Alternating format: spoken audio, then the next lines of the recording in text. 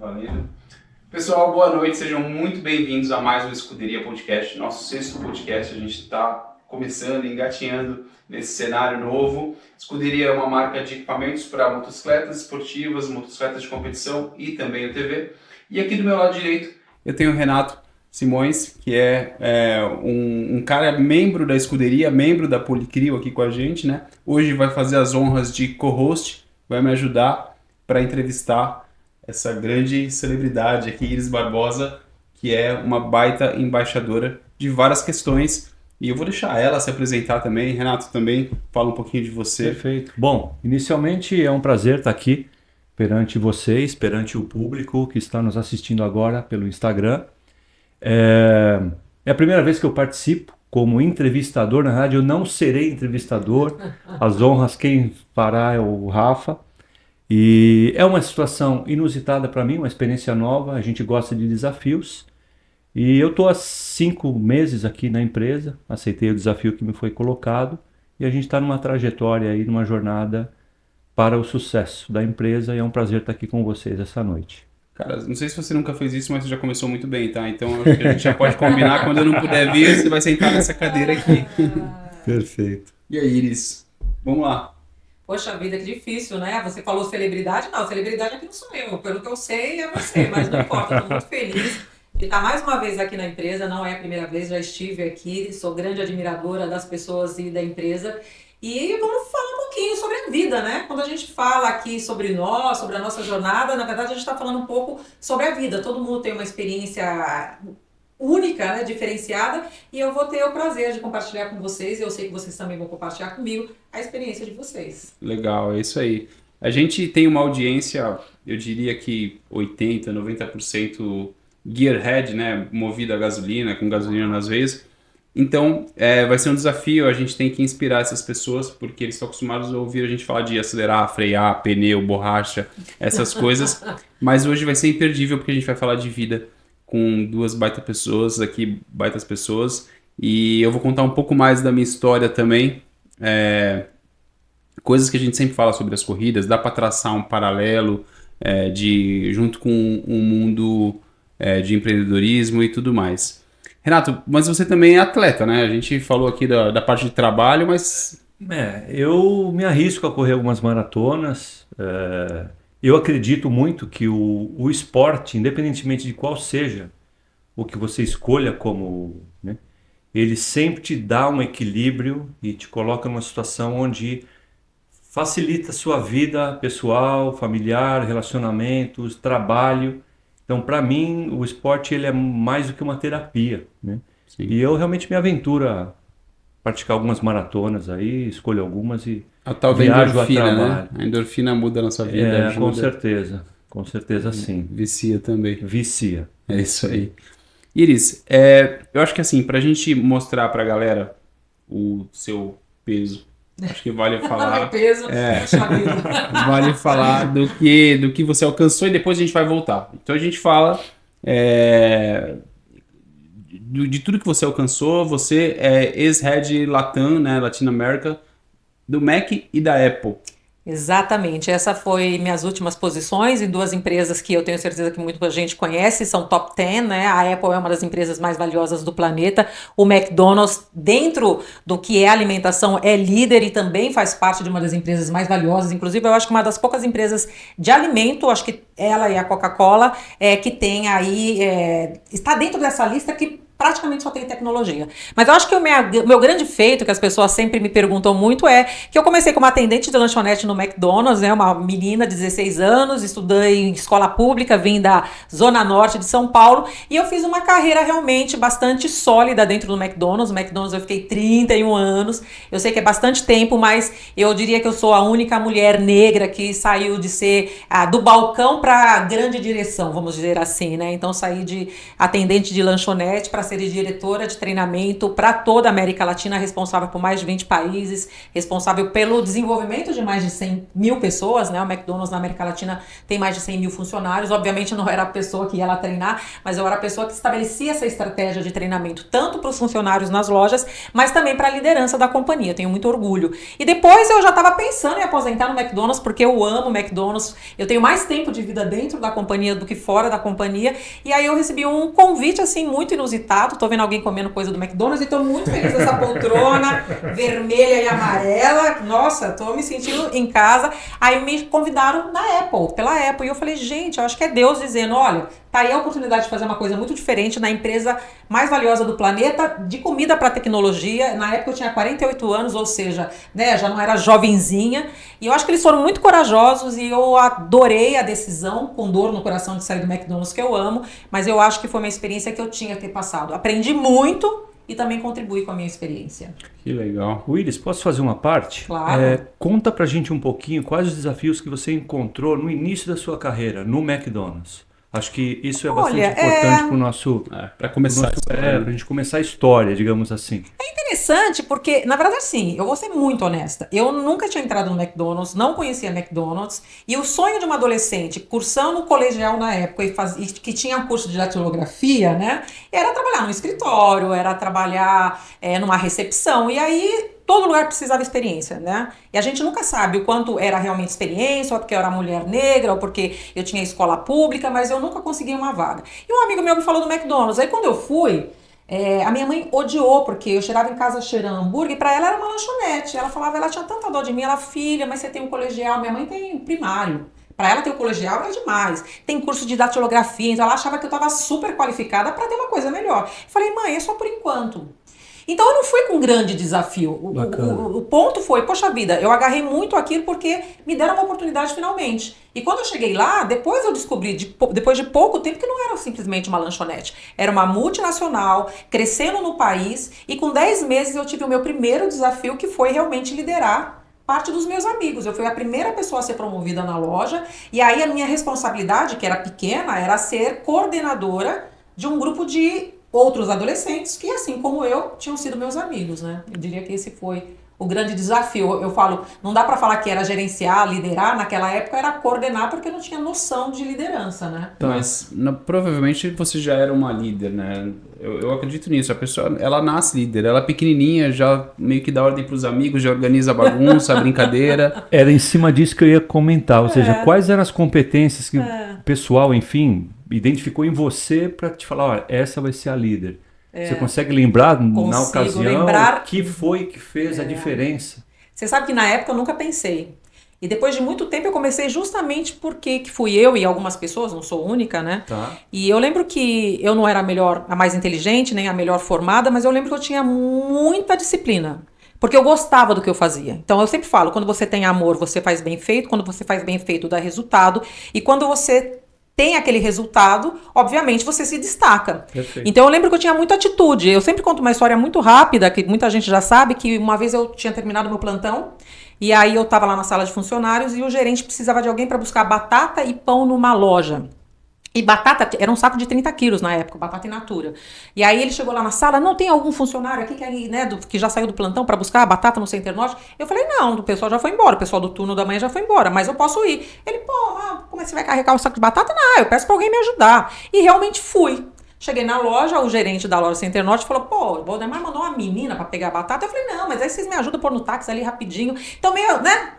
Enfim, quando ele me deu a batata, ele veio e me deu um engradado de pão. Eu falei, não, são 2 engradados. O Valdemar falou que são 2. Não, mas fala pra ele que eu calculei aqui direito, só dá 1. Eu falei, não, mas vai parar de vender. Vê aí, não dá pra você conseguir 2 engradados? Imagina, eu era uma funcionária de 16 anos, por que eu tava brigando com o cara, brigando assim no bom sentido, pra ter os 2 engradados? Porque eu me preocupava, porque eu tava muito comprometida. Quando eu cheguei na loja, o gerente daquela loja ligou pro gerente da minha loja e falou, quem é essa menina? A menina quase me bateu aqui porque eu não quis dar os 2 engradados de pão pra ela. Mas o ponto é a atitude, o ponto é o compromisso. Eu não precisava fazer aquilo, eu não estava ganhando um centavo, eu já tinha saído do meu plantão. Mas eu tinha preocupação pelo negócio, que não era meu, mas que eu queria ver bem porque eu estava ali. Aquela questão do orgulho de você fazer e falar, foi eu que fiz, não importa se é fritar batata ou se é limpar o chão. Se foi eu que fiz, vai ser o melhor. Então, um pouco Eu acho que algumas competências, né? Atitude, fazer melhor, se comprometer. Acho que isso. Pensar como dono da empresa. Exatamente, pensar como dono, espírito de dono. Engajamento, tudo isso dentro de um contexto só, né? Exatamente. Muito bom. Sabe que a gente hoje é um baita desafio contratar pessoas, né? A gente tem um problema de mão de obra, eu acho que não é nem nacional, é um problema mundial. E eu já vi isso fora do país também. E tem uma característica, tem várias, né, que eu gosto muito quando eu vou precisar de alguém para me ajudar. Só que uma das principais é eu gosto de gente competitiva, sabe? Que não só quando a gente fala competitiva, a pessoa pensa naquele trapaceiro que quer ser melhor a todo custo. Mas as pessoas competitivas, naturalmente, elas querem ser melhor do que elas mesmas.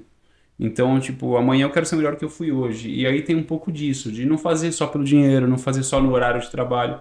Pô, você foi lá e fez uma coisa que não era pra você fazer, você peitou uma decisão que com certeza foi assertiva, mas você colocou o seu na reta por conta disso, entendeu? Então, você com certeza é competitiva ou tô enganado? Eu gostei da sua introdução sobre ser competitivo, porque não é aquela competição de sacanagem, é competição com você. Eu gosto de competição com o outro, no sentido de você ter uma comparação. Como é que eu sei que eu estou bem? Se comparar com o outro de uma maneira positiva, eu acho que é bom. O McDonald's tem ranking para tudo. Sim. Então, por exemplo, eu ganhei 2 vezes loja padrão. O que era a loja padrão? É a melhor loja de qualidade, serviço e limpeza do mercado. Então era uma competição. E que não dependia só de mim. Eu era líder, mas eu dependia dos meus funcionários, dos meus outros gerentes. E eu fui, acho que, a única pessoa que ganhou essa competição 2 anos consecutivos. E teve um ano que foi muito emocionante, porque foi um ano que o Brasil também foi reconhecido como o melhor mercado de satisfação para o cliente. E naquele ano, quando eu fui receber o meu prêmio da minha loja, o presidente falou assim: Iris, você sabe o peso que tem isso? Eu falei, não, né? Ele falou assim, hoje não, essa semana a gente ganhou como o melhor mercado de excelência para clientes. E a tua loja é o melhor do Brasil. Significa que a tua loja é a melhor do mundo. Eu lembro que me arrepia até hoje, porque, poxa vida, e outra vez, eu queria ganhar, mas eu não estava trabalhando no dia a dia só para ganhar. Eu estava trabalhando no dia a dia porque era meu trabalho, e se é meu trabalho, eu vou fazer bem feito. Mas eu gostei, lógico que a gente fica feliz. Levei todos os meus funcionários para receber o prêmio. Então, poxa, quem que não gosta, né, de ser reconhecido, de ter a sua equipe reconhecida, de competir e falar, poxa, a gente foi melhor. E se não foi melhor, porque também já perdi, quem nunca perdeu, por que eu não fui? O que o outro fez melhor? O que eu aprendo com o outro, né? Sim. Então, é muito forte essa questão, sim. Que legal. Renato, vou fazer uma pergunta para você agora. Como que você, de 0 a 10, para lidar com pessoas? Porque você está liderando um time grande aqui na Policrio, né? Sim. Acho que vai aumentar ainda mais. Perfeito. E acho que a Iris teve muito disso, né? Ela foi muito assertiva em liderar um time, liderar pessoas, e isso foi aumentando, aumentando, aumentando. E você é um competidor como eu, você corre as suas maratonas e tal. Sim. Não interessa a escala, mas você não gosta de perder. Não. Então, a gente tem em comum isso. Nem um pouco. Exato. E como você lida? Porque eu me considero muito ruim com pessoas. Sei lá, não sei se muito ruim. Por quê? Vamos lá. Eu vou te dar um exemplo de 15 minutos atrás. Eu cheguei aqui na Policrio, o Paulinho, que é aquele ali, me mostrou, ele e o Edu me mostraram um logotipo que eles fizeram, uma embalagem, e eu falei tipo, puta, ficou uma merda, né? Putz, isso aqui tá parecendo coisa de criança e tal, não sei o quê. Sincerão, honestão. E assim, eu devo ter uns voodoos espalhados aqui pela Policrio, porque eu sempre sou assim, ó, que eles confirmaram. Só que aí eu fui lá no banheiro, eu fiquei pensando, falei, nossa, como eu fui escroto, né? Mas eles me conhecem, mas eu não posso ser assim. Aí eu voltei, sentei ali naquela cadeira, falei, Paulinho, você pode fazer melhor que aquilo, né, cara? Eu acho que vamos pensar em umas marcas que a gente gosta e tal. Porque eu tô trabalhando isso em mim. Eu queria entender do Renato, como que você é? Você tem essa linha mais dura ou... Cara, eu vou te dar um exemplo do que aconteceu sábado. Eu tive lá em Interlagos. Sim. Aí o Edu comentou assim, eu fiz a volta mais rápida que o Rafa. E Sim. na hora eu olhei pra ele, o que eu te perguntei? E o que você vai fazer agora? Falei, vou baixar. Né? Ou seja, porque é isso, eu acho que o lance da competição, pra mim, é você se inspirar em alguém e entender o que ele faz de diferente para conseguir ter resultados melhor do que você. Sim. Né? Então, no começo, quando eu comecei a correr, e aí vem os estereótipos, né? Eu chegava achando que tinha feito o melhor em relação aos outros, e aí é onde você se equivoca. Aí eu olhava assim, nossa, mas como que aquele tiozinho, eu tinha 32 anos, não 53 como agora, né? Como que aquele tiozinho chegou na minha frente, eu não admitia. Olha aquela magrelinha, aquela menininha. Como que ela chegou na minha frente? Aí eu tive que entender como que é o jogo dos esportes. Então é você ser melhor do que você a cada dia. E isso não envolve só treino, envolve alimentação, envolve sono, envolve o teu emocional. Tem dia que você não rende o treino, mas o importante é você estar treinando. Você tem que estar no jogo, né? Sim, sim. A competição para mim, e até pegando um pouco do que você me perguntou em relação à equipe, né? Em termos de liderança, existe uma frase em inglês que eu procuro sempre não sair desse trilho, que é o tal do walk as you talk. Então você tem que andar conforme você fala. Porque se você é um líder que fala uma coisa e faz outra, cara, você não consegue ter o time na tua mão. Você não dá exemplo. Você não dá exemplo. Então o liderar pelo exemplo, e eu não estou dizendo, quando você fala liderar pelo exemplo, que você quer que todos sejam iguais a você. Muito pelo contrário.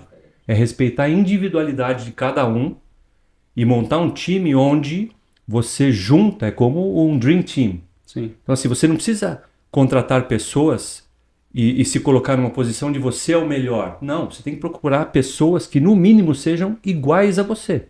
Ou melhores. Claro, Sim. claro. Para que você possa fazer a empresa crescer, porque você não precisa ficar o tempo todo vigiando o que fazem ou se fazem errado ou certo. Então você constrói um time que ele tem uma autonomia. É importante você também delegar, né?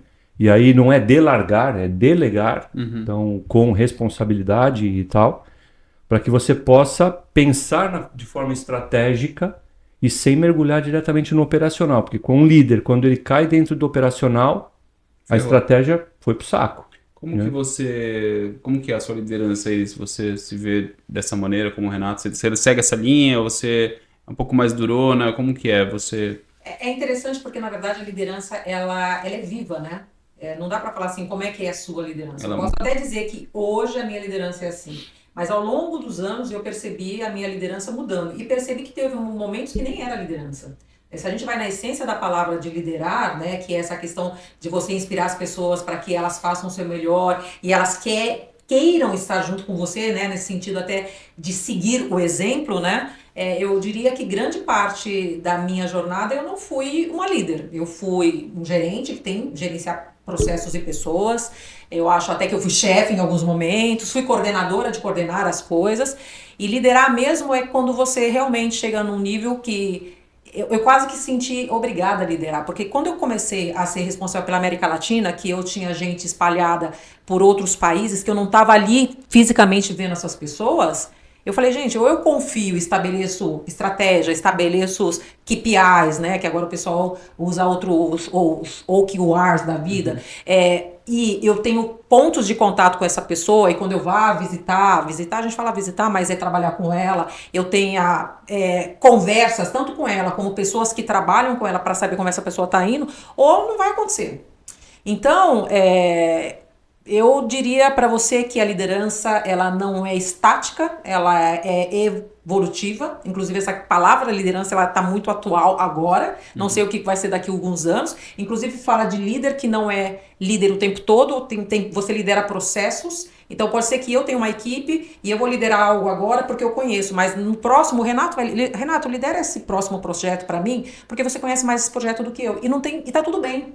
Na Apple, eu me vi assim. Porque quando eu cheguei, eu tinha gente lá que conhecia mais de projetos e de processos do que eu. E embora eu fosse a líder ali daquela área, eu tive que falar, vai você apresenta, você lidera o processo, eu estou meio que no processo aqui de aprendizado e se você precisar de mim para alguma coisa, me aciona.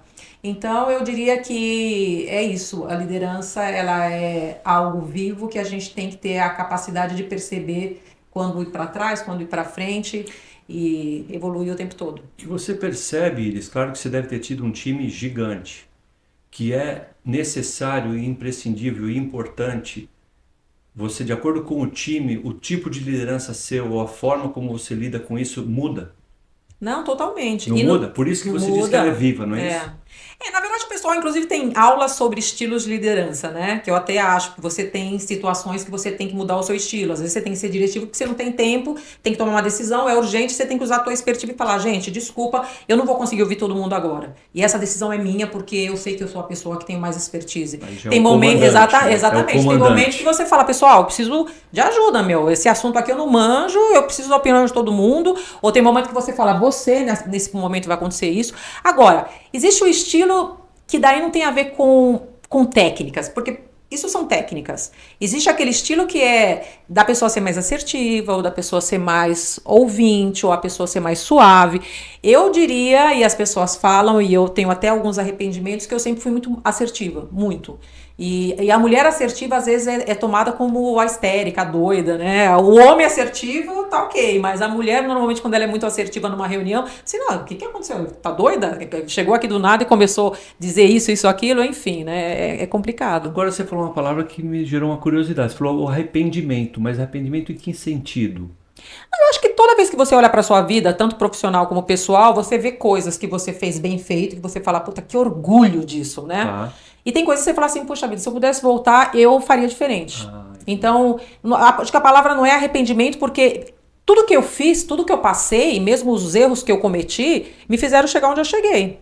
Mas eu diria que se eu pudesse voltar, eu teria feito coisas diferentes, como eu imagino que vocês também, né? Eu acho que uma pessoa que fala assim, não teria feito nada diferente, eu respeito, mas não concordo. Eu acho que ela não pensou muito a respeito. Quando a pessoa fala que não mudaria absolutamente nada, eu acho que ela faltou ir mais fundo nas lembranças e... Porque eu acho que sempre tem margem para melhora. Claro. E eu gostei do assertivo. Eu vou chegar em casa e vou chamar minha esposa de assertiva. Ah, ela é bem assertiva? Ela é bem assertiva. Como é que é o nome dela? Michele. Michele, tamo juntas. Ela é assertiva. Então, vou começar a chamar ela assim.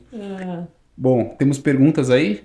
Acabei de entrar, então os comentários ainda não entraram. Se o pessoal puder repetir o comentário. Eu sou muito fã do João Branco. Você conhece ele? Claro, João do MEC, que não é mais do MEC, mas continua sendo o João do MEC. Fala João Branco. Fala João Branco. A gente teve a oportunidade de trabalhar, eu acho que no último ano que eu estava no McDonald's, a gente trabalhava juntos num grupo de produtos, porque o McDonald's tem um grupo de novos produtos. Então tem gente de treinamento, tem gente de marketing, sempre para desenvolver os novos produtos. E foi uma satisfação trabalhar com ele, depois ver como ele cresceu dentro da organização e agora como ele usa toda essa experiência com tanto talento, com tanta sabedoria, né? É um querido. O João Branco é um dos maiores marqueteiros do país e liderava o Mac ali e, tipo, tem grandes sacadas, sabe? O drive-thru que virou drive-tudo, sabe?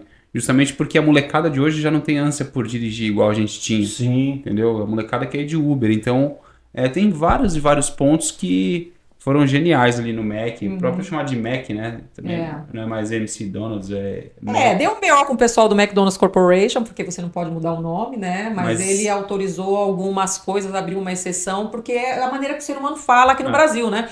Tudo no Brasil que é nome americano, a gente põe o I no final, né? Mac, então...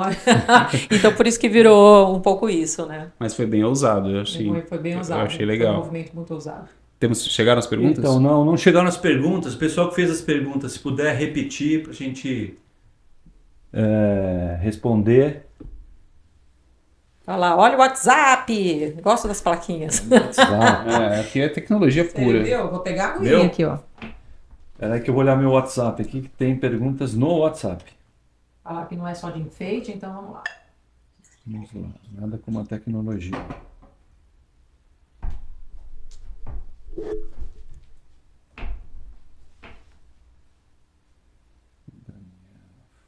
Vamos lá. Bom, tem aqui o seguinte, o Agnello Citolin, ok? Agnello Citolin, Rafa, eu discordo de você, te acho baita líder, senão jamais seguiria por tantas situações. Sim. Na minha opinião, você confunde liderança com gestão. Você não é um bom gestor, mas líder você é nada. Obrigado. Esse cara é um cara que eu tava precisando dele, ele tava fingindo que tava dormindo num sofá. E eu, Agnello, e ele fingindo que tava dormindo, entendeu? Então, é um grande amigo meu, a gente já teve a oportunidade de entrevistar, ele rodou o mundo, ele e mais outros amigos rodaram o mundo comigo atrás dos desafios de correr de moto nas provas mais perigosas. E o AG era um cara desse. Esse cara, sim, tem uma grande... Ele é dono da Espaço Miami, que é a nossa patrocinadora aqui, importa a Apple e muitas coisas. E ele trabalhou muito tempo no Magazine Luiza. E ele ficou grande lá dentro e tal. E ele tem um estilo muito característico de liderar pessoas também. É um baita doido, assim, varrido, entendeu? A Luísa Helena já mandou ele embora, e depois o Fred contratou de volta, aquelas loucuras assim. E o AG é um figura, ele já fez o podcast com a gente. Mas legal essa referência dele. E a Margot Cavalcante tá falando que é inspiração, Rafa. Mas pro público que anda de moto, talvez seja, né? Porque é um público muito ali... Mas pros caras que trabalham diariamente comigo, meu pai é um deles ali, eles quase que não me suportam, sabe? Porque eu sou muito Caxias em algumas coisas, eu gosto de tudo perfeito, sabe? Eu sou muito... Essa galera aqui convive muito comigo, então eles podem dizer isso. Eu desaprovo muito mais do que aprovo. O Edu sofre comigo um bocado. Mas eu tô tentando ficar mais flexível, principalmente na forma de entregar a mensagem, sabe?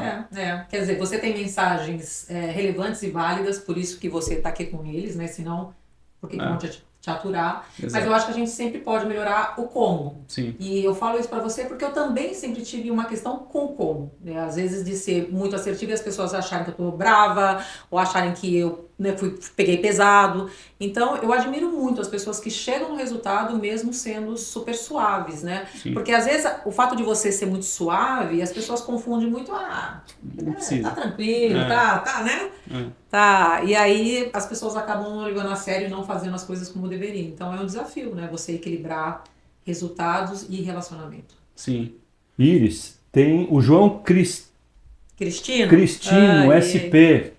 Tá dizendo o seguinte: Iris, fale da sua experiência na loja da direita, quando teve sua responsabilidade treinar vários trainees ao mesmo tempo. Ai, que lindo, João. Obrigado. O João foi um desses trainees. Bacana. E depois assumiu grandes responsabilidades. Mas o que acontece muito no McDonald's é que quando você tem uma loja referente, essa loja vira um centro de treinamento. Então, como a minha loja ela tinha realmente bons padrões, ela começou então a receber gerentes trainees que treinavam nessa loja e depois iam para outras lojas. E aí teve uma época que a companhia estava crescendo tanto que chegou de uma vez assim 10 trainees para treinar, e era muito engraçado porque ele fazia parte da equipe, e uma das estratégias era que os que chegaram antes também tinha a responsabilidade de treinar os que iam chegando depois, porque era uma maneira de você reter melhor o conhecimento, né? Bacana. Então foi uma fase muito gratificante, porque eu também aprendi muito com eles, porque os trainees, eles trazem uma bagagem. Quando você falou, Magazine Luiza, eles traziam bagagens de outros negócios. E eu só conhecia McDonald's. E depois dos trainees, eu tive o prazer e a honra de treinar franqueados, que eram donos do negócio. Porque o cara tava colocando $500 mil para ter um negócio daquilo. Só que eles tinham que treinar 1 ano antes de ser franqueados. Então também era uma troca, que era o cara que tinha sido diretor da IBM ou diretor, não sei, numa outra empresa e que agora queria ter o próprio negócio, né? Então, por isso que eu amo demais a área de treinamento, porque eu acho que quanto mais você treina, mais você aprende, né? Com certeza. Você vê as pessoas crescendo e evoluindo é demais. Bacana. Tem mais uma pergunta aqui, Iris. A Adriana Oliveira pergunta: qual foi seu maior desafio em sua carreira? Nossa, gente, que difícil, né? Eu acho que foram alguns. São vários, né? São vários. Eu acho que eu vou citar 3. Eu acho que a primeira posição de liderança é muito difícil, como eu falei para vocês, né? Apesar de ser pequenininho, sair de atendente para liderar a minha própria equipe e ter o tom, justamente isso, né? São meus amigos, mas agora eu sou a líder. Foi bem difícil. Eu acho que ser gerente de uma loja, de uma unidade com 21 anos, eu tinha 21 anos quando fui gerente de uma loja, que pode também não parecer muito, mas é um negócio. Você tem que vender, você tem que dar lucro, você tem que fazer gestão de pessoas, gestão de processo. Eu tinha 21 anos, eu tinha 100 funcionários para liderar e tinha, obviamente, outros gerentes, também foi um grande desafio. E eu acho que para falar mais 2 bem rapidamente, eu acho que quando eu fui promovida para ser a diretora para a América Latina, o pessoal pensa que a América Latina é tudo igual, não é tudo igual, os países são diferentes, você tem que ter a humildade de entender a cultura e aí, né, tentar... Por exemplo, eu não podia ficar falando assim, não, porque no Brasil é assim, embora fosse o maior mercado, fosse a maior referência, eu comecei a fazer isso e sentia que o pessoal falava, pô, mas tudo é o Brasil, né? O meu país também tem importância. Claro. E finalmente de sair do McDonald's para a Apple. Acho que foi um grande desafio, foi muita coragem, eu falei, eu posso quebrar minha cara, mas eu preciso me provar. Então foi um desafio bem grande. Falando da Apple, eu soube essa semana, saiu, enfim, na mídia, a Apple bateu o recorde de valor de mercado. O valor de mercado da Apple, ele é maior do que o PIB de muitos países da América Latina. Eu não sabia disso. Como é você... Na verdade, liderar? ela já tinha chegado a 1 trilhão, foi uma das primeiras empresas, se eu não me engano, a primeira empresa a bater 1 trilhão de dólares. E depois, obviamente, sempre você tem movimentos, aí caiu, né, baixou de valor e agora ela chegou de novo a Sim. esse 1 trilhão. E eu lembro quando eu estava na Apple, uma das coisas que eles gostavam de fazer, eles pegavam várias empresas, assim, top, falava, tá vendo todas essas empresas aqui? Essas várias, tá vendo a Apple? Ela compra todas essas empresas com o valor de mercado que ela tem. Porque é a empresa mais valiosa da história da humanidade. Assim, também arrepia falar assim, gente, como é que conseguiu, né? Ser uma empresa tão valiosa do ponto de vista de ser... imagina a história de todas as empresas na humanidade, ela ser a empresa mais valiosa. Por isso que eu tenho muito orgulho. Então, imaginar aquela menininha da Zona Norte, ensino fundamental, chegar a trabalhar na empresa mais valiosa do planeta, não é do Brasil, do planeta, eu tenho muito orgulho e eu sei que tem muita gente que daria a vida para trabalhar na Apple, então eu sou muito grata por ter sido selecionada, por ter aprendido, por ter contribuído de alguma maneira. E hoje tenho ações da Apple que eu sempre vibro muito quando bate Quando um sobe, trilhão, né? Porque, pô... Claro. Legal, eu tenho um ponto aqui que quando foi que virou a chave? Porque eu acho que em boa parte da nossa vida a gente tá olhando para frente com uma cenourinha lá e correndo atrás, sem mudar o foco, e a gente vai. Só que você, pelo que eu entendi, chegou uma hora que, opa, eu preciso erguer algumas bandeiras aqui, eu preciso inspirar as pessoas, eu preciso ajudar a mulher negra. E quando foi que mudou o leque, mudou o foco e você começou a se doar mais, não para uma empresa como a Apple ou Mac, mas para geral, assim, para a humanidade? Quando foi que virou essa chave? A virar a chave eu acho que demorou demais. Inclusive, eu também falo que me arrependo de não ter virado essa chave antes. Eu acho que eu poderia ter contribuído muito mais. E o que eu senti é que toda vez que eu ia nas lojas, primeiro no McDonald's e depois na Apple sempre menos, porque eu não saí de funcionária, né, na Apple. Já cheguei diretora lá, vamos dizer assim. Mas eu lembro que toda vez que eu ia no McDonald's, as meninas ficavam, né? Nossa, a Iris. E eu falava, gente, né? Quando você vem crescendo de uma maneira tão orgânica, você não se percebe diferente assim. E aí eu comecei a perceber, eu falei, putz, é isso. Eu fui a primeira gerente mulher e agora tem 50% de mulheres. Então, eu vou na loja, aquela menina que tá ali, ela é a Iris, né, de uns anos atrás, que quando vê alguém, fala, puxa, que legal. Outro dia mesmo, eu fui numa loja do McDonald's, aí, puta, foi até chato, porque eu fui reclamar de um negócio. Meu marido trabalha no McDonald's, né? Barreira, se você estiver vendo, ele é presidente do McDonald's, beijo. Inclusive, ele é também um dos poucos, na verdade, ele é o único que foi de atendente a presidente no McDonald's. Show. E aí, tudo isso para dizer que daí eu falei, eu tenho a obrigação de corrigir aqui. Então eu chamei a menina e falei, olha, tem esse problema aqui. Só que daí eu falei, chama o gerente. Aí quando chamou o gerente, a menina... Iris, quer dizer, ela até me quebrou, porque Iris, não acredito, é você. Eu falei, calma, é que eu tenho uma reclamação. Ela, não, mas eu não tô acreditando, eu te sigo. E aí, foi muito legal, mas o ponto é que, né, você percebe que você tem impacto na vida das pessoas, que você é um exemplo, mesmo sem você perceber, que te dá muita responsabilidade. Agora, essa questão da mulher negra foi quando saiu uma matéria. Saiu uma matéria que me chamaram para fazer a matéria sobre liderança negra. Liderança se chamava Ascensão Sem Cotas, foi na época das cotas, que estava muito forte.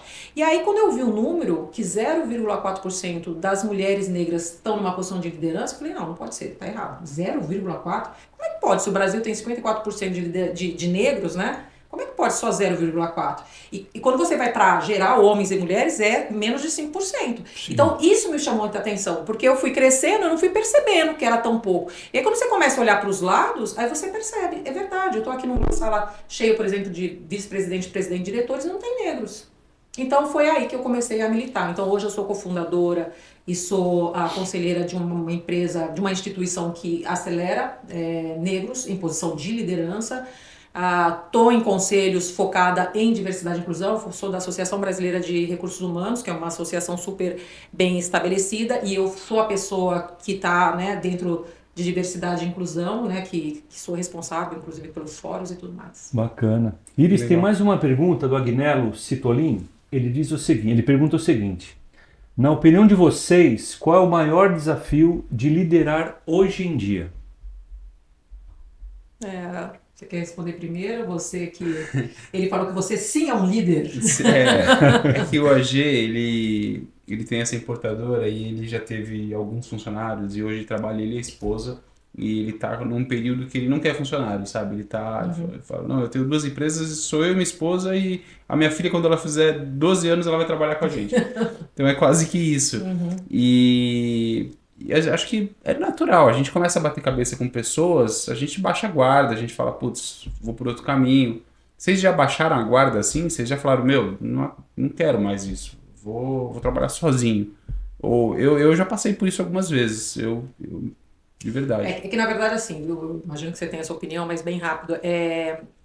Essa geração ela é diferente. Sim. Como a nossa geração também foi diferente da anterior. A gente vem de uma geração, não sei a idade do nosso amigo Agnello, mas a gente vem de uma geração de muito compromisso, de muito vestir a camisa da empresa, de muito de se doar. E a gente, quando abre uma empresa, a gente quer esse mesmo comportamento das pessoas. Só que essa geração, ela fala assim, eu quero viver, eu quero ter um trabalho, mas eu não quero que a minha vida seja o meu trabalho.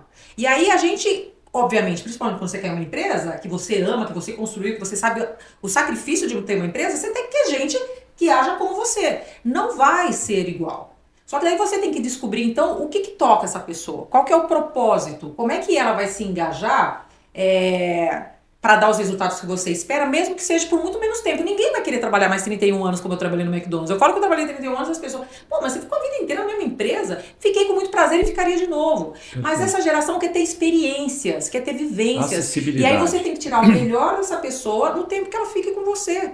Você não vai mudar. Eu vejo muita gente reclamando. Ah, não é que essa geração é descomprometida, os caras são folgados, os caras querem só trabalhar e ser promovido rápido. Gente, essa é a realidade de que essas pessoas querem ter experiências, querem ter uma jornada de trabalho, mas querem ter uma vida além do trabalho. O meu filho fala, eu não quero ser CLT. Aí às vezes eu falo pra eles, você quer ser o quê? Ah, eu quero ser empreendedor, legal. Você vai empreender e vai ter funcionário? Sim, então eles vão ser CLT, é isso? Então não desmereça a CLT. Então, porque essas pessoas, elas têm um valor. Então, resumindo, o grande desafio é você entender que é uma outra geração e que você vai ter que ser diferente para extrair dela o que ela tem de melhor. Perfeito. Nesse aspecto, eu coincido muito com a sua opinião. Eu acho que os valores com V maiúsculo mudaram. Então, eu sou da geração, tenho 53 anos. Então, eu sou da geração onde nós estudávamos. Então, de alguma forma, eu fui o primeiro a entrar na faculdade de todos os meus primos e tudo mais. E também é aquela coisa, né? Todo mundo conta quantas pingas tomam e não conta quantos tombos levam, né? Então, enfim, a gente sabe como foi desafiador essa jornada chegar, enfim, onde a gente chega. Mas os valores, eu vejo que hoje em dia, por exemplo, naquela época, o que você tinha em mente? Estudar, fazer uma boa faculdade, trabalhar, casar, ter filhos, comprar uma casa, um carro, se aposentar e morrer. Era isso. Não é? Triste. E hoje não é mais assim. Pegando o que a Iris falou, as pessoas hoje não querem ter filhos, não querem ter carro, elas querem ter vivências, experiências. Então quando você pega um jovem hoje de 20, 25 anos, e eu entendo o seguinte, que é uma eterna aprendizagem. Eu sempre gostei muito de lidar com o jovem. Eu sempre fui aquele de pegar jovem aprendiz e fazer... Eu tenho orgulho. Isso, assim, o meu legado, vamos dizer assim, dentro das empresas que eu passei, é quando eu olho que aquele garotinho de 14 anos, eu dei uma oportunidade e hoje o cara é diretor da Petrosul em Campinas e o outro... Muito legal. É isso. É isso. Esse é o legado. É isso que faz a gente falar, valeu a pena, está valendo a pena.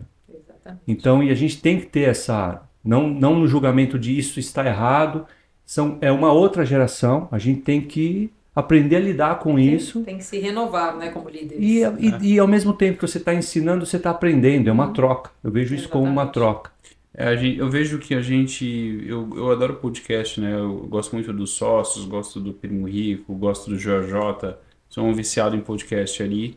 E eu acho que a gente tá vivendo uma fase agora de, é muito fácil ser milionário. Você não é milionário ainda porque, vamos empreender, vamos não sei o quê. Uhum. E aí, às vezes, o cara que também é talvez dessa geração que, ele quer viajar o mundo, ele não quer ter a casa própria, ele não quer ter carro, mas, cara, com 70 anos ele conheceu todos os países, viveu muita coisa que talvez um baita do empreendedor milionário não tenha aproveitado nada.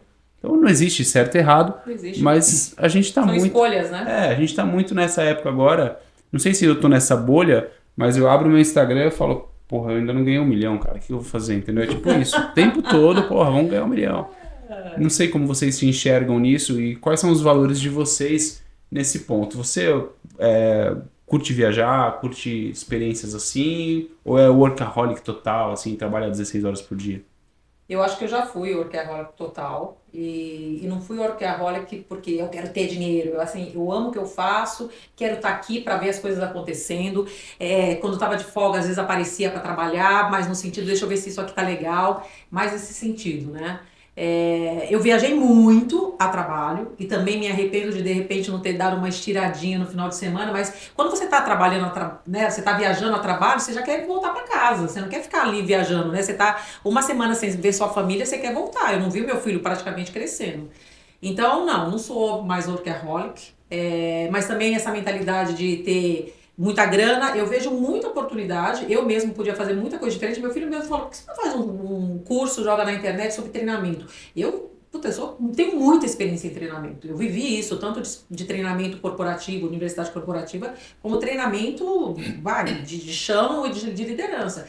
Mas eu falo assim, eu não quero, porque se eu entrar nisso, eu vou entrar nisso num nível de intensidade que vai me tomar muito tempo realmente. E eu acho que eu já fiz isso. Eu tenho 56 anos e eu não vou viver mais 56 anos, eu vou viver menos. Então eu quero viver, agora eu tô nessa onda do pessoal que quer ter as experiências, quer desfrutar dos momentos, mas eu quero também continuar sendo produtivo, porque a pior coisa que pode acontecer com uma pessoa que teve uma carreira tão exitosa como a minha é se sentir improdutiva. Então por isso que eu tô em conselhos, eu dou palestras, eu converso com as pessoas, eu tô aqui hoje às 8 horas da noite sem ganhar um centavo, assim dizendo, porque eu sei que eu tô aprendendo, que eu tô contribuindo com um monte de gente, e isso é gostoso, né? Então tem propósito, né? Tem legado, mais do que também podia estar viajando, graças a Deus. Uma coisa que eu sempre fui disciplinada e eu recomendo para todo mundo é com dinheiro. Desde que eu tinha uma mentalidade, também não me pergunta de onde, mas eu ganhei salário mínimo, e meu salário mínimo eu dava um dinheirinho para minha mãe. Então eu lembro, R$30 para minha mãe, R$30 eu punha na poupança, que a gente sabe que não é o melhor investimento hoje, e R$30 eu gastava. O pessoal faz hoje o contrário, o pessoal fala, gasta, se endivida, e depois vai ver se guarda, que outra vez, não tô falando que tá certo ou errado. O meu filho briga comigo com o meu marido, fala assim, vai viajar, vocês têm dinheiro, pra que vocês ficam aqui? Vai. Então, outra vez, é um equilíbrio. Eu enxergo, eu sou um pouco assim também, e talvez o meu trabalho seja bem legal, assim, né? Não tem rotina e tal, mas eu nem considero que eu trabalho, porque pra mim é tipo animal, diversão, entendeu? né? Sabe?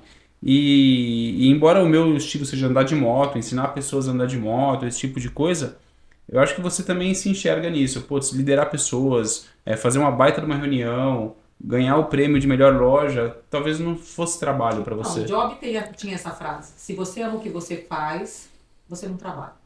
Não é trabalho. Porque você tá desfrutando fazer aquilo. Sim. Né? É que essa frase ganhou tantas variáveis.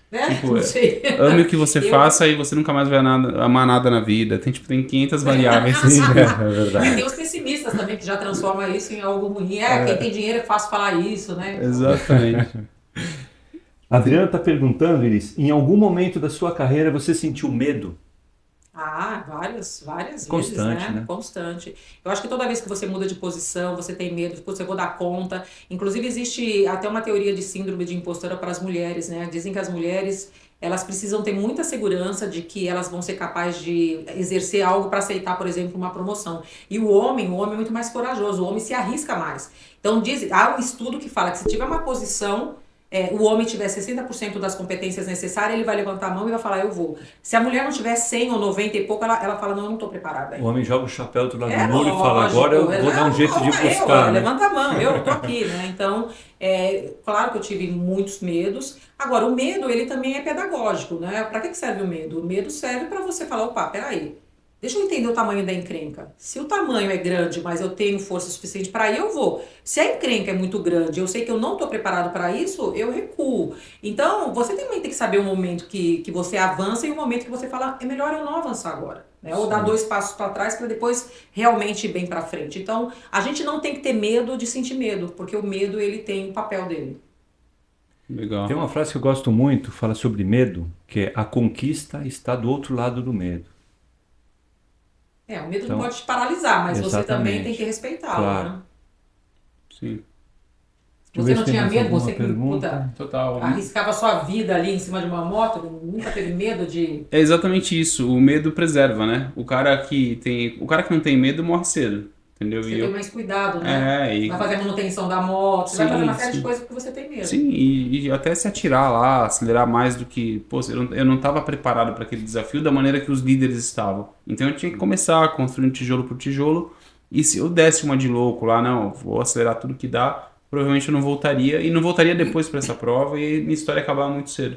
Então, sempre tive medo, sempre considero que consegui controlar bem o meu medo. Eu dou aula para criança de moto, né? Eu tenho entre 18 e 20 criancinhas lá de 8 a 16 anos que correm de moto, eu sou o tio, Legal. o tutor.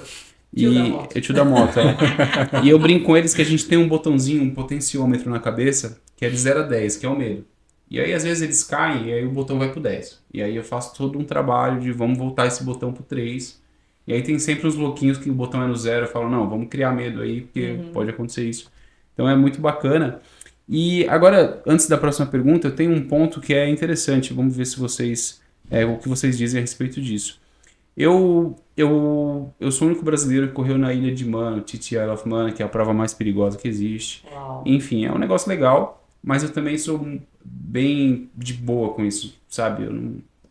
Enfim, eu acho que qualquer pessoa que gosta de moto tanto que eu gosto pode ir lá e correr igual. Mas enquanto eu tive determinado a fazer esse tipo de coisa, eu passei alguns anos da minha vida bastante fazendo isso com aquela cenourinha lá na frente. A minha vida era muito simples. Eu era extremamente egoísta. Putz, eu não vi meus filhos crescerem da maneira que eu tinha que ver, não dei a educação que eu precisava dar para eles, porque eu estava focado em ser o único brasileiro a correr no TT Isle of Man. E uma hora eu parei. E aí eu comecei a cuidar das coisas aqui, abrir negócios aqui, fiz outras coisas aqui, mas já não tinha aquela cenoura. E aí foi um pouco antes da pandemia, alguns anos antes da pandemia, aí veio pandemia, misturou tudo, e eu fiquei perdido. Eu não sei se vocês já ficaram perdidos assim, tipo, agora você não tá no Mac, não tá na Apple, beleza, você faz palestra, você faz parte de algumas cadeiras importantes ali, tomando decisões, inspirando as pessoas. Mas você já ficou perdida assim? Eu já fiquei perdida e diria que eu estou perdida, mas é um perdido por excesso de opções. É engraçado isso, né? Porque quando eu saí da Apple e falei, não vou mais para o mundo corporativo, eu falei assim, pô, eu trabalhei na melhor empresa no mundo, porque vou trabalhar em que empresa agora, né? Não vou voltar para o mundo corporativo. E tive até algumas propostas interessantes e surpreendentes, porque com a minha idade eu falei, nossa, estão me chamando para trabalhar ainda, mas eu acho que ajudou muito a questão de mulher negra, essa questão da diversidade que veio muito forte, então me procuraram muito para isso, né? De empresas para trabalhar na área de diversidade. Mas aí começou, eu falei, eu sei o que eu quero conselho. E aí comecei a atuar em conselho, mesmo pro bono, sem ganhar nada, mas conselho. E aí as palestras, na verdade, foram porque as pessoas começaram a me chamar. E aí também começa, pô, será que eu não tenho um legado nisso? Será que eu não tenho? Eu gosto, não é uma coisa ruim. Depois começaram a me chamar para consultoria. Até aqui rolou uma conversa de consultoria. Eu falei assim, gente, consultoria é uma coisa que você tem que mergulhar dentro da companhia. Entender, fazer um diagnóstico, se aprofundar. Se eu fizer isso, eu vou fazer isso. Não dá. E aí entra aquela questão, mas por que você não monta uma equipe? Eu não tenho problema com pessoas, pelo contrário. Mas outra vez, eu ia voltar para... Teve um momento na minha vida, meu marido vai estar de prova se ele estiver assistindo, ele falou assim, você tá trabalhando mais do que você trabalhava antes. Você se aposentou, porque eu me aposentei oficialmente, mas eu sabia que eu não queria parar. Só que teve uma vez que ele chegou, sei lá, 10 horas da noite, eu tava numa conferência, porque era uma conferência, enfim... Ele viu momentos ali que eu tava trabalhando mais do que eu trabalhava. Ele falou assim, que é isso? E aí realmente eu falei, puta, é mesmo, para. Então eu já me senti perdida no sentido de ter tantas opções. Por exemplo, tem uma coisa que eu faço, eu moro numa casa bem legal e eu empreendo, eu faço locações na casa, inclusive muita mentoria. Até o Primo Rico lá já foi no negócio do Davi Braga lá e tudo mais. Então tudo isso para dizer que tem muitas frentes e às vezes eu me sinto perdida, o que eu quero fazer? Eu quero ir para cá, quero ir para cá, quero ir para cá. Então o legal é que tem muitas frentes, o ruim é que às vezes eu falo, tô perdida, o que eu faço? Tem que ter foco, eu sempre fui uma pessoa muito focada. E aí às vezes eu não quero falar não para algumas coisas e acabo falando sim para muitas coisas e isso é ruim.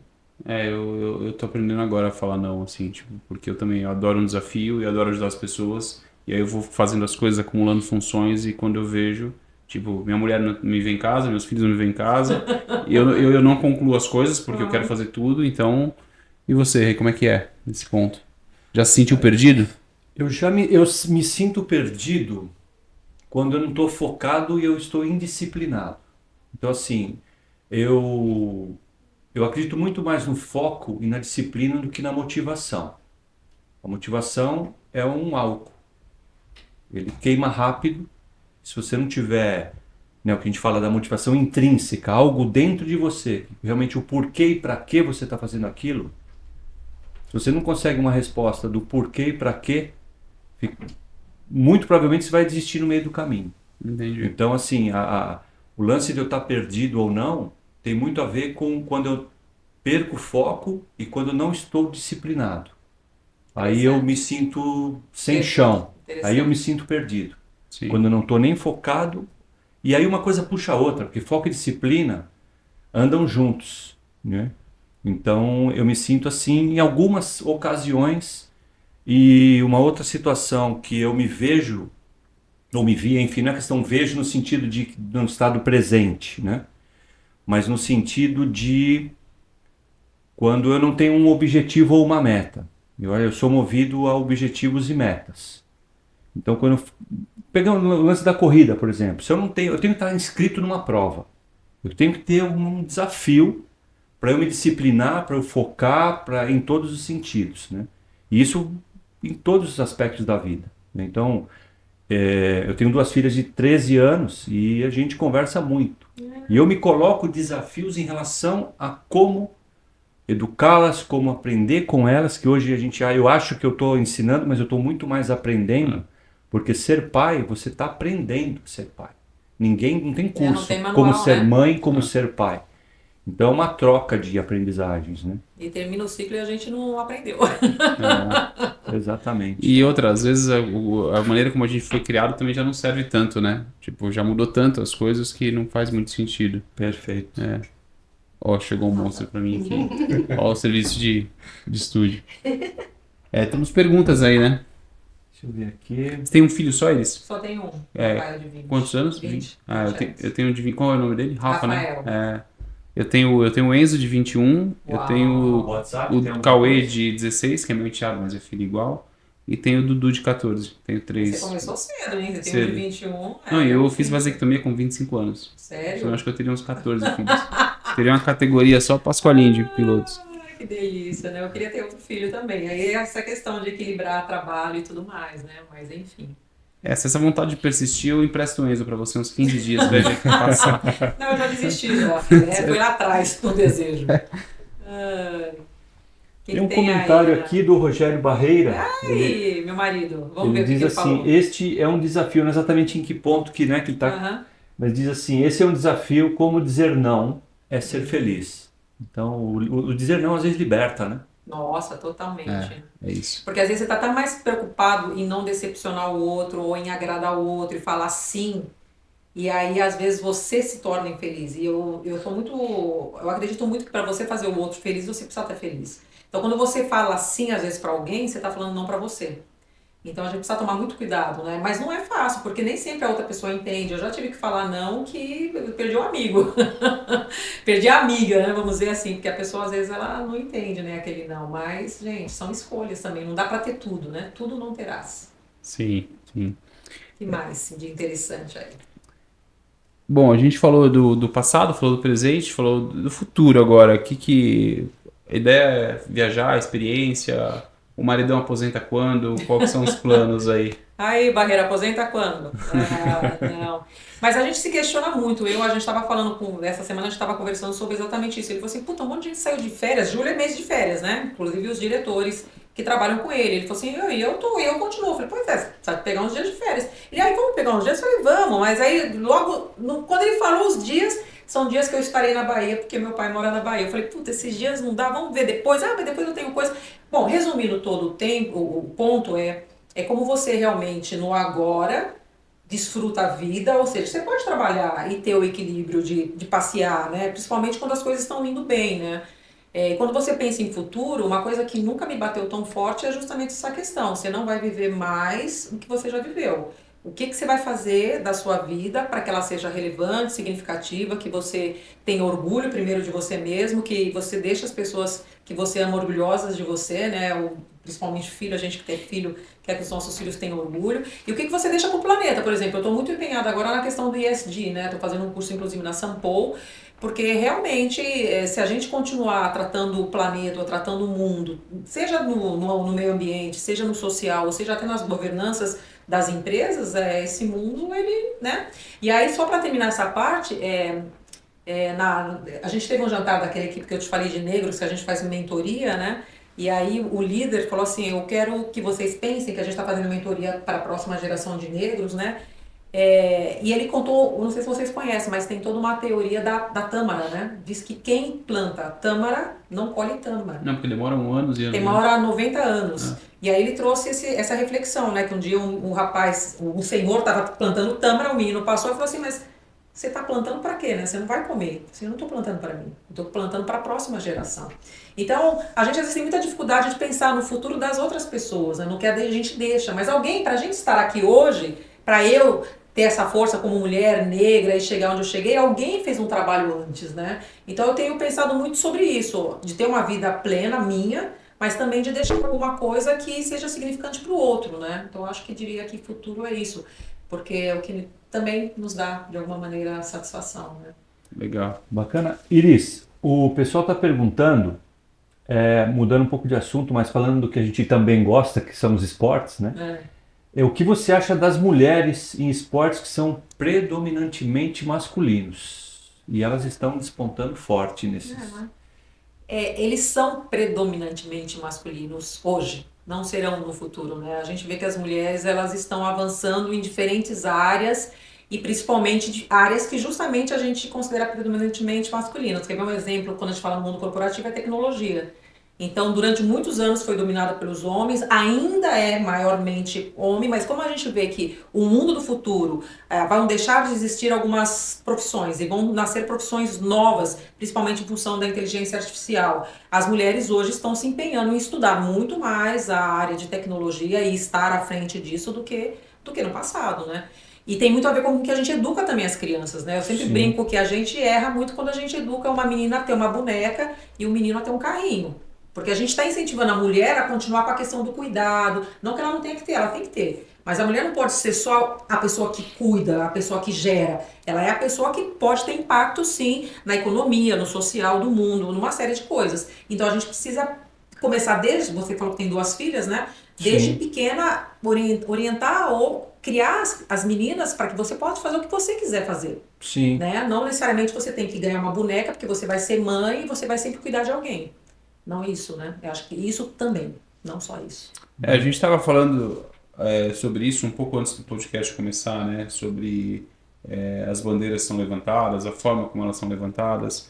E o meu ponto de vista é que quando a gente para discutir tudo isso é porque as coisas estão erradas mesmo. Você ter que falar da importância da mulher negra é uma coisa que vem errada há tanto tempo que não era para ter isso, não era para ter diferença. É aquele velho desenho da caveira, tipo... Um monte de caveirinha, esse aqui é branco, esse aqui é índio, esse aqui é preto, esse aqui é não sei o quê. E porra, a gente é tudo igual, eles são, sabe? E quando a gente vai pro esporte, homem e mulher, a gente tem ótimas, por exemplo, Bia Figueiredo, uma baita piloto, mulher, ganhou esse fim de semana a primeira etapa dela da Fórmula Truck. Ela começou agora a correr de caminhão e ganhou uma corrida, sabe? A gente teve a Débora Rodrigues antes, que foi uma baita piloto também. Enfim, eu acho que geneticamente existem diferenças, óbvio, e as mulheres são melhores em algumas coisas, os homens são melhores em outras, geralmente os homens têm mais força, enfim. Mas tem uma coisa que eu não curto muito, e é o meu ponto, que é a questão do trans disputando com mulheres, entendeu? Pô, aquela moça ali que calça 44, eu vou apostar nela na natação. Pô, eu não acho justo com as mulheres. Eu acho que então vamos criar uma categoria só para trans? Sim. Ok, não tem problema. Eu acho que é mais justo para todo mundo, entendeu? Claro. Como você enxerga esse lance, essas variações hoje? Eu acho que no mundo corporativo a gente não tem essa questão tão física, a não ser que seja realmente alguma atividade mais de força, que você, obviamente, a gente sabe que geneticamente o homem tem mais do que a mulher. Então a briga que existe no mundo corporativo, que é uma briga por equidade, por diversidade. Primeiro que a palavra diversidade é de você ter várias pessoas pensando diferente e que vêm de histórias diferentes, para se complementar. Não tem uma coisa de, não tem que ter mais mulher porque tem que ter mais mulher. Não, a gente tem que ter homem, mulher, tem que ter trans, tem que ter PCD, enfim, porque se complementa. Já é provado que uma empresa que tem mais diversidade tem mais inovação, e quem tem mais inovação tem mais receita, e quem tem mais receita tem mais lucro e ponto. Agora, eu concordo que do ponto de vista mais específico, né? Eu acho que tem que ter categoria, mesma coisa que futebol, né? A gente está vendo agora a Copa não sei se é Copa, a feminina, né? Copa Mundial. Mundial. O Mundial são mulheres e tem o Mundial de homens, porque a gente sabe que se colocar ali homens e mulheres, a gente vai ter uma desvantagem física importante. Então, eu acho que a gente tem que olhar os casos, né?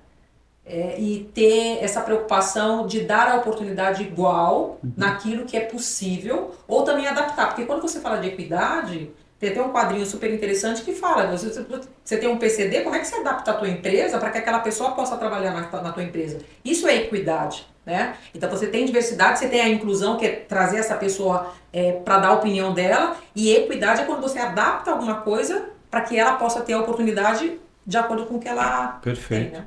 Perfeito. A gente geralmente não é tão maduro nesse podcast, tá? Eu não sei se você assistiu os outros episódios. A gente tem uma quinta série que habita em nós, que ela tá trancada hoje, com vários cadeados. E aí você já falou de PCD umas 3 vezes, e assim, eu fico imaginando todas as piadas que eu já fiz com o Edu, e a gente se ama assim, né, Edu? Fala aí, não é legal? Mas a gente se fortalece de uma maneira muito, muito incrível. O Edu, ele teve um problema de um acidente e tal, ele perdeu momentaneamente os movimentos do braço, tá voltando. E aí eu peguei pra esse cara e fiz uma moto com acelerador e freio do lado esquerdo. E, foi num momento difícil da vida dele, e eu nem fiz pensando em qualquer coisa. Eu falei, cara, vamos andar de moto. E aí montei do lado esquerdo. E aí, pra motivar ele, às vezes eu ando na moto dele. Eu amarro meu braço direito, fico na mesma condição que ele, pra ele ter uma ambição, entendeu? Pra ele falar, ó, se esse cara fez na mesma condição que eu... Também faço. E também faço. E é isso que a gente faz. É óbvio que a gente, como amigo, e ele tem essa linha de pensamento como a minha também, a gente tem muita brincadeira no meio, a gente zoa muito, mas tem um respeito que é acima de tudo, sabe? A gente tá ali... Mas vocês já chegaram a pensar que essa ideia que vocês fizeram entre vocês pode ajudar outras pessoas em outras situações? É esse ponto, você se colocar no lugar do outro e adaptar e adequar aquilo à necessidade que aquela pessoa tem, e não a geral. Exato. Então é um ponto bacana. E aí? Temos perguntas? Tem aqui um comentário do Zé Alex. Sou gerente de plantão no McDonald's em Piracicaba, São Paulo, e amo o que faço. Sinto que não trabalho mais. Faço o que amo, como equilibrar tudo. Eu me entrego e mergulho e me entrego para a entrega. Uau! Muito obrigada, viu? E muito obrigada por você ser quem você é, porque são os gerentes de plantão que estão ali, né? São mais de 1.000 lojas aqui no Brasil que estão ali fazendo as coisas acontecerem, né? Eu fui gerente de plantão, sei da dedicação, é sábado, domingo, feriado, de dia, de noite, cliente, bom, enfim, mas é só amando muito mesmo para você poder enfrentar os desafios do dia a dia. A empresa atende mais de 2 milhões de clientes todos os dias. Você se equivocar com outro pode ser muito normal, mas eu acho que tem uma galera aí que faz um trabalho de maneira tão apaixonada que o McDonald's é o que é por isso, a Apple é o que é por isso. As pessoas no fim sempre farão a diferença, não importa a tecnologia que tenha.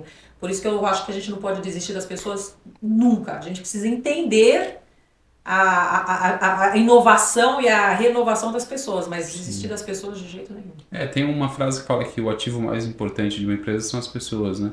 Mas o que acontece é o que você falou de uma maneira muito legal, que o ciclo dessas pessoas com a geração que a gente tem é menor agora. A gente não tem mais as pessoas trabalhando 30 anos na mesma empresa. A gente sabe que a gente vai criar e essa pessoa vai crescer e vai sair, vai voar, mas a gente tem que se orgulhar do que a gente fez, do legado que a gente deixou, como você falou. Aproveitando que o Presida está assistindo a gente, o McFish podia voltar, viu? Gente, tem um grupo, meu filho inclusive está no grupo, volta McFish. Presida, escuta a gente aí. Bom, gente, que delícia. Quanto tempo de podcast? Como é que tá aí, pessoal? Temos audiência, vamos... A gente tem uma pergunta final, mas a gente pode falar um pouco dela. Aliás, você já falou algumas vezes, se você fosse voltar com 18 anos de idade, o que você mudaria? Alguma dica para você mesmo? Eu acho que eu falei sim. Eu pegaria mais leve, primeiro comigo mesma, sempre fui muito exigente comigo mesma, muito mais séria, muito mais brava, e isso me criou um rótulo, né, inclusive de, né, porque eu acho que a gente tem que estar desfrutando cada momento da vida. Não estou dizendo que eu não desfrutei, mas eu pegaria mais leve, seria mais suave, mais divertida, e isso com certeza também com as pessoas. Eu diria que isso eu tentaria mudar na minha vida se eu pudesse voltar aos meus 18 anos. Legal. E você, Renatão? Em relação ao que eu... Voltar com 18 anos e dar um com conselho 18 para você anos. mesmo. Cara, uma vez um amigo me disse uma frase, e ele é meu irmão, é amigo há 40 anos, e aquela frase mudou o meu conceito de enxergar a vida. Ele me disse assim: não seja muito duro com a vida, que a vida pode ser dura com você. Porque a gente é muito sério no que a gente faz. E quando a gente se entrega, a gente quer o melhor. E às vezes tem que rir dos erros, se divertir com os erros, e isso é onde eu estou aprendendo. Hoje eu me divirto, eu não me permitia errar, eu me punia o tempo todo, porque eu tinha que ser perfeito, e eu simplesmente desencanei disso. Tá mais leve. E a vida está mais leve, eu me permito errar, eu aceito o erro alheio, faz parte do processo de aprendizagem. Então eu acho que a vida é uma diversão. A gente está aqui para se divertir, aprender. E É uma baita de uma jornada, né? Porra, acho que a conta, eu sempre penso no seguinte: puta, passou a semana, quantos dias felizes e quantos momentos tristes? Bom, tá positivo, tá mais feliz do que triste, então estamos no caminho. Vamos melhorar essa meta e deixando as coisas cada vez mais leves.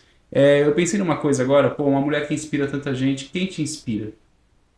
Poxa vida, também já me fizeram essa pergunta, é muito difícil. Eu diria que uma grande inspiração na minha vida é meu pai, minha mãe, né? Mas eu acho que meu pai sempre foi esse cara muito guerreiro, muito lutador, muito vamos pra cima, né? Então eu acho que ele é uma pessoa que me inspirou muito e que me inspira até os dias de hoje. Inclusive eu tô indo pra Bahia pra vê-lo, ele já tem 88 anos, mas é uma pessoa, assim, inspiradora. Que legal, que legal.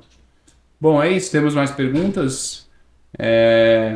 Iris, que baita aula, que baita prazer conhecer você pessoalmente. Eu sei que você fez uma palestra aqui para o quadro de funcionários, eu não pude vir, mas eu estava muito ansioso por esse papo, eu estava com muito medo, na verdade, também, porque geralmente a gente faz muito mais bagunça, e aí eu percebi que, óbvio, com o seu calibre, com tudo que você representa. Você viu, tá vendo? É isso, as Não, pessoas ficam tô com tranquilaço, medo, tá tranquilaço. Pois é, mas o pessoal eu acho que eu assusto mais do que o famoso cachorro que late, mas não morde.